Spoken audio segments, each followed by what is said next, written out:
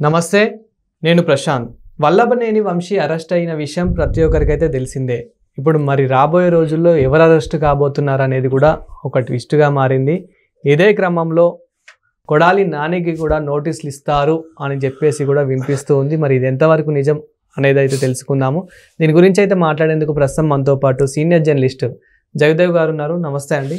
నమస్తే సార్, కొడాలి నానికి కూడా నోటీసులు ఇవ్వబోతున్నారు అని చెప్పేసి అయితే కొన్ని ఆరోపణలు వినిపిస్తూ ఉన్నాయి. ఇది ఎంతవరకు నిజం? కొడాలి నాని గారి మీద చాలా కేసులు నమోదయ్యాయి. ఈ కబ్జా కేసులని కానీ, దురుసుగా ప్రవర్తించిన కేసులు, నోటుకొచ్చిన మాట్లాడిన కేసులు, చాలా అంటే ఇవి నేను చెప్పే చిన్న చితకవి. ఇంకా పెద్ద పెద్దవి చాలా ఉన్నాయి. ఎందుకంటే మాజీ మంత్రులు అందరి వ్యవహారాల్లో కూడా ఒక్కొక్కటిగా నోటీసులు జారీ అవుతున్నాయి. అవి ప్రభుత్వం కక్ష సాధింపో లేదంటే వీళ్ళేదో అమాయకులోనో కేసులు పెట్టట్లేదు. నిన్న మొన్న సజ్జల గారి భూభాగవతం కూడా బయటకు వచ్చిందిగా. దాన్ని డిప్యూటీ సీఎం గారు అటవీ శాఖ ఆయన చేద్దాం ఉండు కాబట్టి అటవీ భూములు కూడా కబ్జా చేసి మళ్ళీ వెనక్కి తీసుకోవడం కూడా జరిగింది. సో అట్లాగా కొడాలి నాని గారి మీద నాకు తెలిసి ఎవరు కూడా సానుభూతి చూపించట్లేదు. సగటు కార్యకర్తలు ఎవరు కూడా, కూటమికి సంబంధించిన కార్యకర్తలు. ఎందుకంటే ఆయన అంత చెలరేగిపోయి మరి మాట్లాడారు గత 5 ఏళ్లలో. సో అట్లాంటి కొడాలి నాని గారి మీద చాలా కేసులు నమోదయ్యాయి. అయితే ఆయనకి బాగాలేదని, అరెస్ట్ చేస్తారంటే ఆయనకి బాగాలేదని, తర్వాత అక్కడ నుంచి హైదరాబాద్ షిఫ్ట్ చేశారు, ఇక్కడ కూడా బాగాలేదు అని రకరకాలుగా, ఆయనకి ఏదో ఎక్కువగా అవి ఇవి తింటుంటారు, దానివల్ల థ్రోట్ సంబంధించిన ఇన్ఫెక్షన్లు అవి ఎక్కువ అయ్యాయి, తర్వాత అవి లివర్కి వెళ్ళి లివర్ ఇన్ఫెక్షన్లు అయ్యాయి అని రకరకాల వార్తలు అయితే ఉన్నాయి.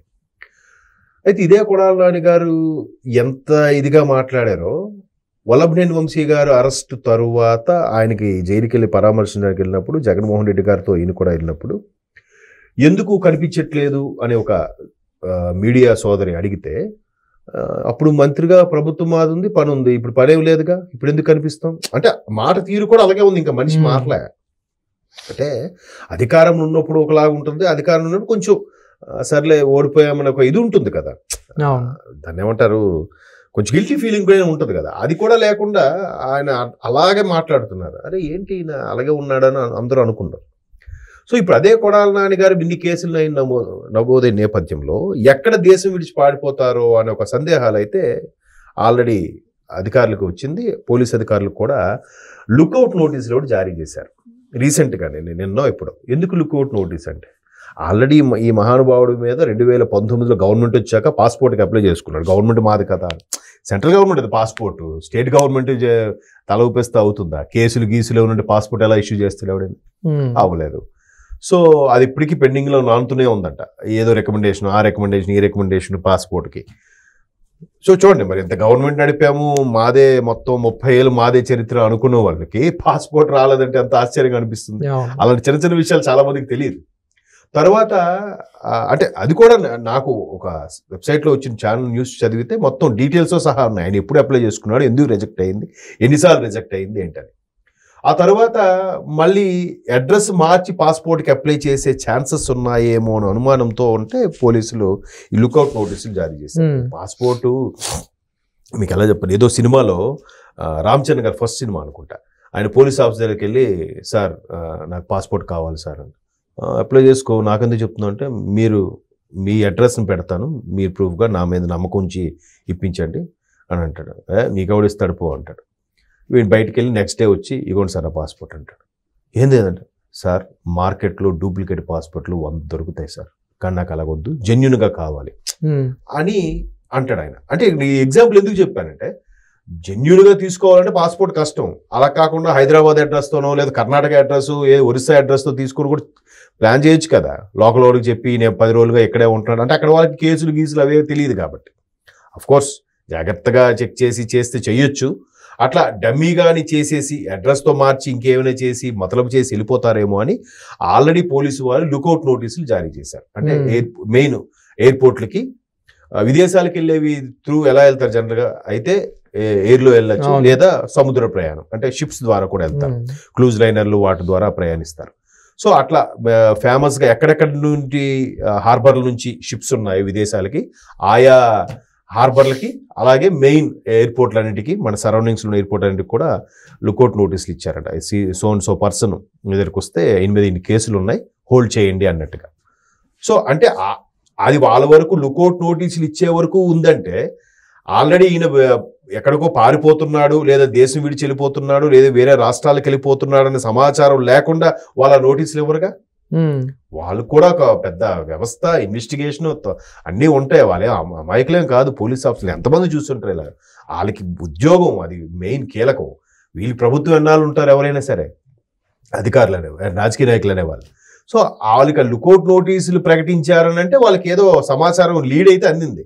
ఎందుకంటే ఆల్రెడీ వల్లభనేని వంశీ అనే వ్యక్తి అసలు కొడాలి నాని గారితో కంపేర్ చేస్తే వల్లభనేని వంశీ గారు అంత దురుసుగా ప్రవర్తించలేదు. ఆయన కూడా మాట్లాడిన సందర్భాలు ఉన్నాయి. తర్వాత ఆయన మీద కూడా రకరకాల కేసులు అవి ఉన్నాయి.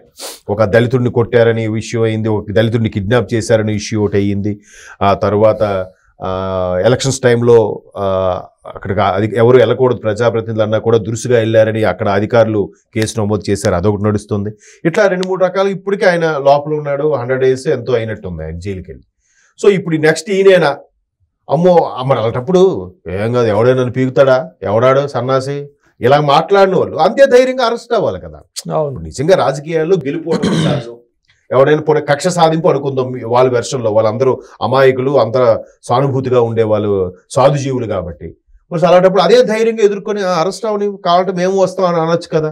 ఎందుకు పారిపోవాలనుకోవడం, ఎందుకు విదేశాలకు ఎక్కడికి వెళ్ళిపోవాలనుకోవడం? అనుకుంటున్నారో లేదని పక్కన పెడితే పోలీసులు ఇలా లుకౌట్ నోటీసులు ఇచ్చారని అంటే ఖచ్చితంగా వాళ్ళకి ఏదో సమాచారం అందే ఉంటుంది కదా. సో అది నెక్స్ట్ కొడాలి నాని టార్గెట్ అనేది చాలా మంది అభిప్రాయం. ఇంకోటి ఏంటంటే, ఒక ఖమ్మంలో ఒక పర్టికులర్ సామాజిక వర్గానికి చెందిన కార్తీక వనభోజనాల్లో ఆ సామాజిక వర్గం చెందిన వ్యక్తి డైరెక్ట్గా ఒక స్టేట్మెంట్ ఇచ్చాడు. ఏమని? కొడాలి నాని గారి తల ఎవరు తీసుకొస్తే వాడికి 2 కోట్లు ఇస్తాను అని. అంటే ఒక సగటు మనిషిగా, సగటు సామాజిక వర్గానికి చెందిన ఒక వ్యక్తిగా, ఒక కార్యకర్తగా ఆ వ్యక్తి ఎంత రగిలిపోయాడు. ఆ సభలో వాళ్ళు కూడా అందరూ చప్పట్లు కొట్టారట. అంటే ఎంతమంది కొడాలి నాని లాంటి వ్యక్తి అరెస్ట్ అవ్వాలి, లేదా కొడాలి నాని వ్యక్తి ఏంటి అంత దారుణంగా ప్రవర్తిస్తున్నారని అనిపిస్తుంది చూడండి. అంతమందికి అనిపించింది ఓపెన్గా. అయితే అఫ్కోర్స్ ఆ వ్యక్తి మీద తర్వాత కేసు నమోదు చేశారు, మీరు పబ్లిక్లో ఇలా అనడం కరెక్ట్ కాదు అని. కానీ అంతమందికే రగిలిపోతున్నారు. ఇప్పుడు ఓడిపోయిన మరుక్షణం నెక్స్ట్ డే చాలా మంది కూటమికి సంబంధించిన కార్యకర్తలే, నేను ఓపెన్గా చెప్తున్నాను, ఆయన ఇంటి మీదకి అటాక్ వెళ్ళారు టమాటాలు గుడ్లుతో విసరడానికి. మరి ఇంతకు ముందు ఎవడైనా నిలబడలేడు, తొక్క తీసేస్తాను ఏమనుకుంటున్నాను అన్ని మాట్లాడిన వ్యక్తి వీళ్ళు గుడ్లు టమాటాలు ఇచ్చేది కూడా బయటికి రాలేదే. సరే, వాళ్ళకి అత్యంత ప్రజాదరణతో 151 సీట్లు గెలుచుకున్నారని అప్పట్లో అన్నారు. ఇప్పుడు 2024లో కూడా ఈవీఎం మిషన్ గ్యాంబ్లింగ్ అయింది, మొత్తం ఏదో నిజంగా గ్యాంబ్లింగ్ అయితే ప్రజాదరణ ఉండాలిగా. ఈ గుడ్లు రాళ్ళు విసరడానికి వెళ్ళినప్పుడు ఆయన చుట్టూ ఉండే ప్రజలు ఆయన కంచుకోటగా నిలబడాలిగా, వచ్చి అడ్డాలి కదా.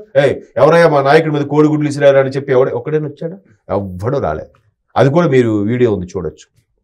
అంటే వీళ్ళ తీరు మీద, వీళ్ళ పరిపాలన మీద ప్రజలు ఎంతగా మండిపడుతున్నారు, ఎంతగా రగిలిపోయి ఉన్నారు, ఎంతగా అసహించుకుంటున్నారు అనేది ఆ ఒక్క సంఘటనతో అర్థమవుతుంది కదా. సో కాబట్టి వీళ్ళందరూ ఎంత ప్రగల్భాలు పలికినా అరెస్ట్ దగ్గరకు వచ్చేసరికి మాత్రం భయం. ఎందుకు ఆ భయం? మరి నువ్వు 1 వేలు పొడవాలని చూపి నీ 3 వేలు నీ వైపు వస్తున్నాయి కదా. ఆ భయం ఉండాలి. ఈ మధ్య సోషల్ మీడియాలో ఎక్కువగా ట్రోల్ అవుతున్నట్టు కర్మ సిద్ధాంతం అంటున్నారు చూసా, కర్మ ఎవరిని విడిచిపెట్టదని. అది ప్రతి ఒక్కరు అది తెలుసుకుంటే కొంచెం జాగ్రత్తగా ఉంటారు. అది. Thank you sir.